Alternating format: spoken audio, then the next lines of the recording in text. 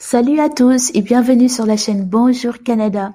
Avant de plonger dans le vif du sujet, laisse-moi te mettre en garde sur quelque chose d'important. Sais-tu que tous les employeurs canadiens n'ont pas le droit de recruter des travailleurs temporaires? Et oui, il y a une raison à cela et aujourd'hui, je vais tout expliquer. Imagine un employeur qui souhaite embaucher des travailleurs temporaires au Canada, mais qui ne respecte pas les règles établies par le gouvernement. Cela peut avoir des conséquences graves pour eux. Tu te demandes quelles sont ces conséquences? Reste avec moi car je vais tout te dévoiler. Mais avant de plonger dans le vif du sujet, on a j'ai une petite demande amusante à te faire. Si tu aimes ce que tu vois, si tu aimes ces vidéos, si tu trouves la chaîne Bonjour Canada informative, si tu trouves que ça a une valeur ajoutée dans ton projet d'immigration, assure-toi de taper sur le bouton d'abonnement juste en dessous de cette vidéo. Donc, ce bouton n'est pas magique, mais il nous rapproche de la communauté Bonjour Canada où l'apprentissage rime avec plaisir.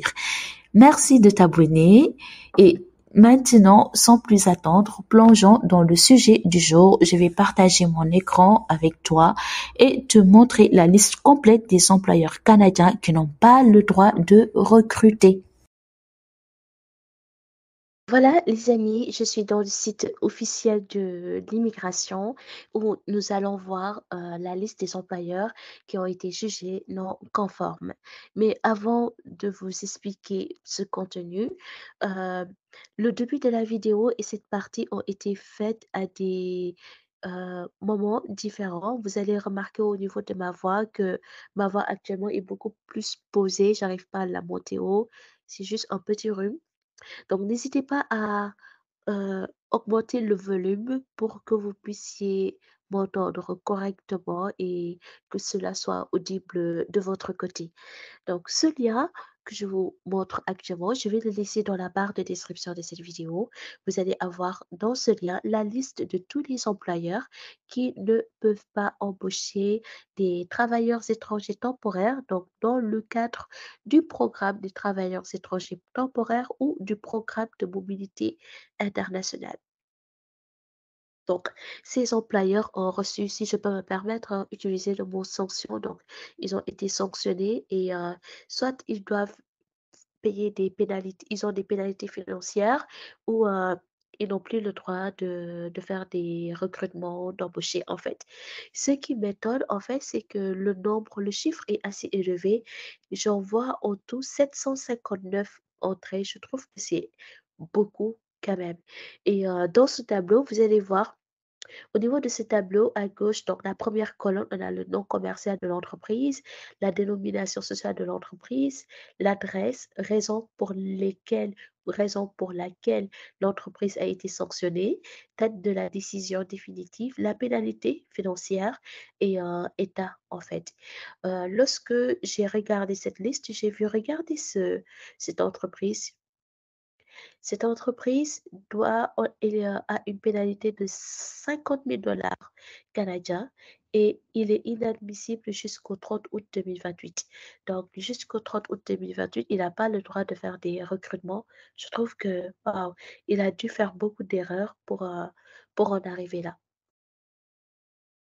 Ça peut être des erreurs ou ça peut être quelque chose d'intentionnel parce que Immigration Canada descend et fait des vérifications, hein, c'est comme des audits, si je peux me permettre de dire, pour voir si les employeurs traitent correctement les, euh, les travailleurs étrangers et voir si ces employeurs respectent le contrat, la loi, les règles, s'ils sont intègres et tout.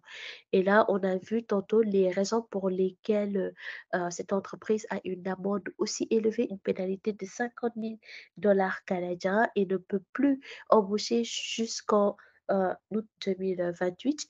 Là, on dit que le salaire et les conditions de travail ne correspondaient pas ou n'étaient pas supérieurs à ce qui était énoncé dans l'offre d'emploi. C'est-à-dire que cet employeur a recruté quelqu'un, un étranger, et dans le contrat, dans l'offre d'emploi, ils ont dit qu'ils vont lui payer, je suppose, 2 000 dollars, 5 000 dollars, et Immigration Canada s'est rendu compte que non, ils paient moins que ce qui est écrit dans le contrat. Donc ça, c'est vraiment une faute très, très, très grave, en fait. Et ils pardonnent pas du tout ça. Ils sont pas du tout cléments avec ça. Donc, cette liste, ça peut vous aider au cas où vous voulez savoir si une entreprise doit est en mesure de recruter ou non pour les personnes qui passent par le programme des travailleurs étrangers temporaires ou le programme de mobilité internationale. Je vais vous laisser ce lien dans la barre de description de la vidéo. Vous pourrez prendre le temps pour vérifier ces différentes entreprises. Si vous avez des questions, vous pouvez les mettre dans la barre de description de cette vidéo. S'il y a parmi vous des entreprises qui vous ont contacté alors qu'ils n'avaient pas le droit ou c'est des arnaqueurs, merci de partager cela avec nous. Comme ça va protéger aussi le maximum de personnes qui regardent cette chaîne. Merci de vous abonner à la chaîne Bonjour Canada et de donner un coup de pouce à cette vidéo. C'est une façon de nous soutenir. Je vous remercie de nous avoir rejoints aujourd'hui et je vous dis à très bientôt sur la chaîne Bonjour Canada. Bye.